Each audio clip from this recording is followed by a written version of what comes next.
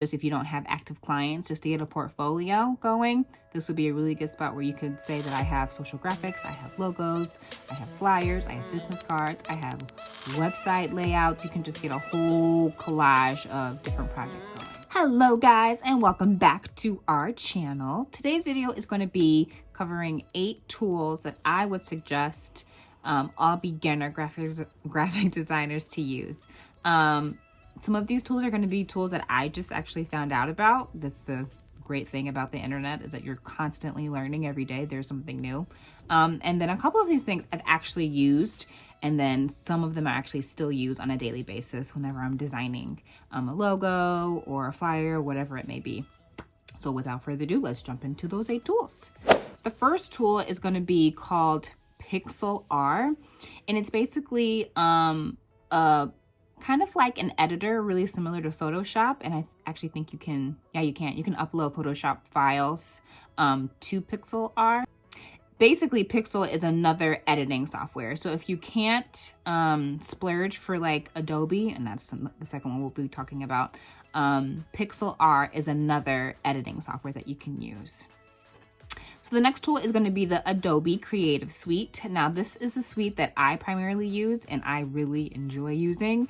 My 3 main tools that I use in that Creative Suite are going to be the Photoshop, Illustrator, and InDesign. Now, there are other ones like Lightroom and After Effects. After Effects is for videos, and then Lightroom is going to be specifically for photo editing. You can, however, photo edit in Photoshop, and then very minimal edits in InDesign as well. So InDesign is really going to be focusing on like newspaper layout, magazine layouts, or anything that's going to be like a paper or booklet form. It's going to be like the best thing to use for that type of project. And then Illustrator, like we talked about in the video before, is going to be specifically, well, not specifically, but ideally used for like logo design or anything that you're going to create a vector out of. And a vector is just an object that's going to be like the outline of whatever it is that you're trying to show the image for. So an example of a vector would be if I were to take a picture of this cord here, and I took a picture of this and then I uploaded it into Photoshop, and then I wanted to make this a vector. All that I would do is just, well, let's say I wanted to take a picture of this. I took a picture of this, and then I would create it into a vector, and all it would do is just take this very 3D like imaging and coloring and just turn it into one color, so that you would just get the outline. So I guess that's another way of thinking it. It's an outline of an image. That's what a vector is.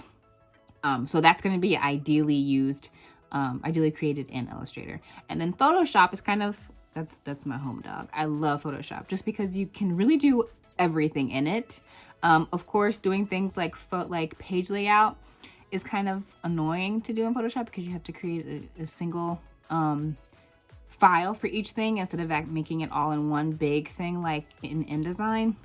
However, I love Photoshop because you can edit photos on there, like I was saying. You can make logos on there. You can make flyers on there. You can just do a ton of different things on there. And I just find that it's easiest to use. And it's probably just because I use it most of the time. But those are the 3 main ones that I like. Again, Lightroom and After Effects are additional tools within the suite. And the suite a month, the one that I have is going to be, I think, $30 a month. I do have an older one on my other Mac that I think I bought for one price. I don't even remember what that price is. It was so long ago. My phone is ringing. Just one memento. It's kind of bothering me. And we're back. Okay. Sorry for the commercial break. So Adobe Creative Suite, that's going to be my Chambry approved. So the third tool is going to be a Wacom Tablet. A Wacom Tablet. And basically what a Wacom Tablet is, I can't say that.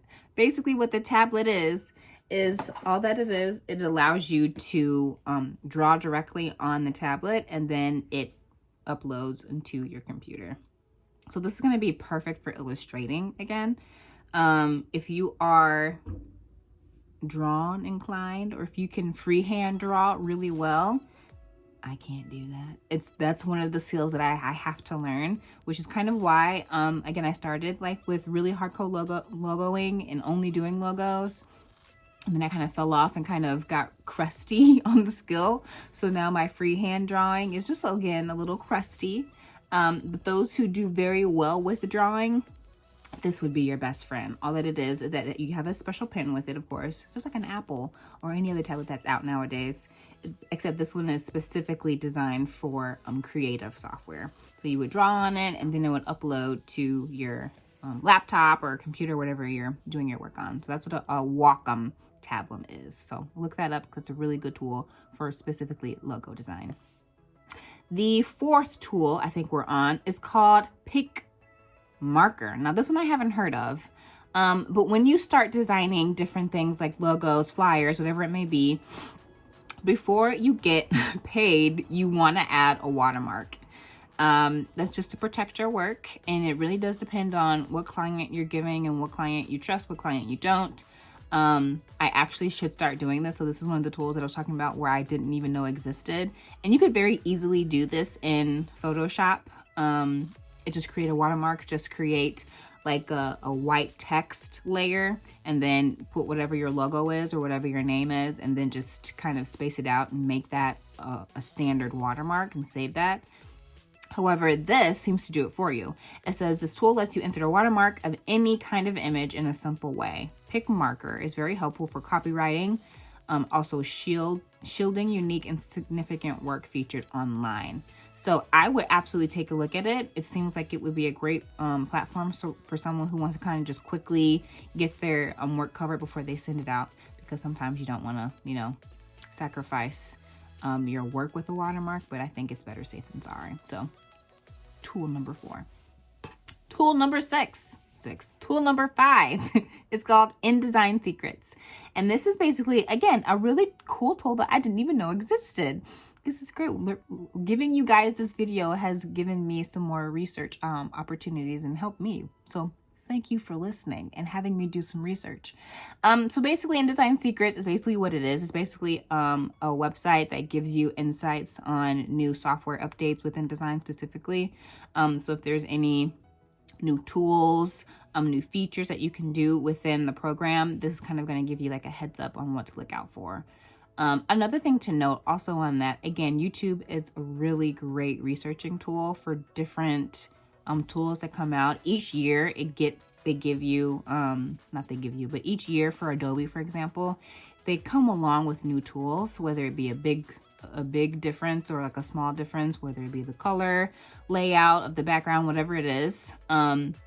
So I would also kind of subcategory from InDesign Secrets and put YouTube as a tool, and just I would get into the habit of just doing like new Photoshop tricks or new Photoshop filters or new Photoshop or InDesign, whatever your specialty is, and kind of just go from there and see what's new, because they're updating all the time. Okay, I forgot whatever tip number we're on, but I'll insert it here. Tip number whatever, or tool number whatever, and it's called Pantene Color Guides. Now, I have used this, especially when I was younger and just getting started. This is going to be really helpful for giving you your color wheel and helping you map out what colors to use in a logo design or flyers, especially I'd say like creating a flyer, because you just have more space to work with. So it's really nice to know, like, if someone were to come to you and say, like, our colors are such and such, you can see what complementary colors can kind of balance it out. If you don't want to use just 2 specific colors they give you, it's kind of always a cool idea to kind of throw in a 3rd color or 4th tertiary color and kind of mix it up. So it's kind of a really cool, easy tool to use if you kind of want to get an all-encompassing on all things colors. The next tool will be Deviant Art. Now, again, this one was really big when I was in high school. I stayed on this website all the time. But basically, this is going to be a really good website for like inspiration. All that it is basically an uploading platform for other illustrators or graphic designers to upload their artwork. And you guys can just kind of view and see what other people are doing. This is going to be really good for especially people who are illustrators specifically. They do have other things, but it really is for illustrators specifically. So logo or cartoon designers, cartoonists. It's going to be really good just to get inspired and stay inspired with maybe some different looks or different color techniques to use in your illustration, new 3D techniques to use. So this is going to be a really good community-based website for graphic designers to come and just kind of stay inspired. The next tool will be Icon Finder. I've used this several times. This is going to be really good if you're creating an infographic or doing different reports or anything that's like on the logistical side. This is going to be really good. Or even website design. You always have to throw in some icons in there. So this basically is exactly what it sounds like, Icon Finder. Basically, you're able to get or discover different icons if you don't feel like making them yourself. I mean, if you can, kudos to you, praises to you. But if you kind of just want to find something really quickly, you can just go in there, type in what you're looking for, and then it pops up a whole different, all different kinds of icons that you can use. I do have 2 more honorary tools that I would suggest that you can use to get started. The first one will be Creative Market.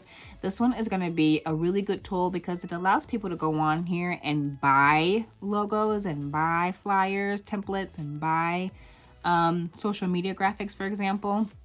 So the way that I use it is I kind of go on there and see what's featured because it's very trendy and it stays up to date with what's going on.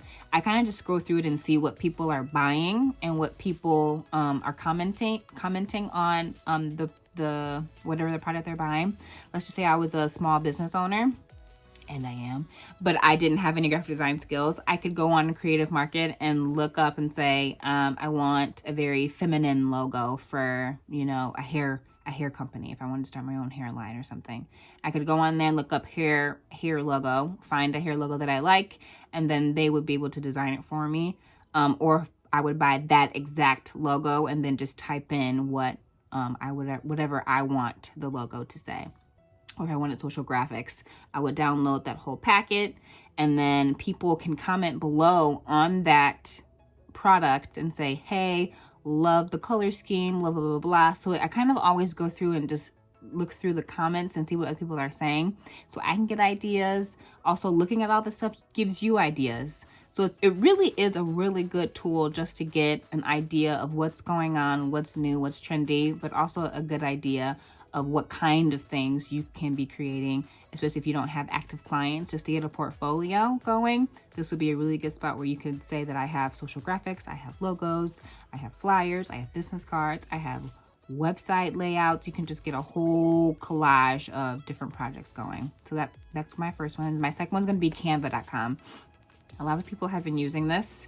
So it might not even be new to you, but it was new to me maybe last year, the end of last year I found out about Canva. And again, a really good standard, like getting your feet wet with graphic design, because they already have pre-templated things in there that you can edit directly. So the difference is Creative Market, you have to pay for whatever if you want to edit it. With Canva, you have pre-templated logos, pre-templated layouts, flyer layouts, pre-templated PowerPoint presentations. It gives there's a ton of stuff in there. Door hangers. I mean, just a plethora of stuff that you can kind of go in there and play with just to get your feet wet and see, if you can get your color scheme down. Go back to the Pantone tool that I talked to you about and kind of play around with colors, and then maybe go to the Icon Finder tool that we talked about and throw some icons in there. Make an infographic. They have infographic templates in there, and kind of just plug and play. As if you were creating for an actual client. Create a scenario and design for that scenario. I'm using those 2 tools and all the tools that we talked about earlier today. So those are going to be my tools with the extra 2 bonuses for you just to get started. Our next video will be how to make money doing graphic design freelance. Now, of course, the creme de la creme, for some actually, who don't necessarily like a ton of flexibility, but a lot of people want to actually get a job in graphic design. So whether that be working for a Fortune 500 company, working as a graphic designer, or working for a small company as a graphic designer, that's kind of like the stable way to make sure that you're getting your paycheck every single 2 weeks, 3 weeks, as you're designing different things. But another way to get or to make a living off of graphic design is to do freelance graphic design. And that just means that you have to have an arsenal of clients that are repeat clients or people that are referring you to other people, which is what really helped me and helped me kind of make a living off of graphic design. I do have a job, but I also do graphic design on the side. So we can talk about how to do both of still having your full-time job, but still doing contractual work as well, to make sure that you're getting streams, because it's all about getting streams from different sources. So we'll go into that on our next video. So thank you so much for watching. I hope you enjoyed. I didn't do too much rambling. Hope this is informative. If you like, you already know what to do. Please subscribe and join the family, and I will see you in our next video. Bye.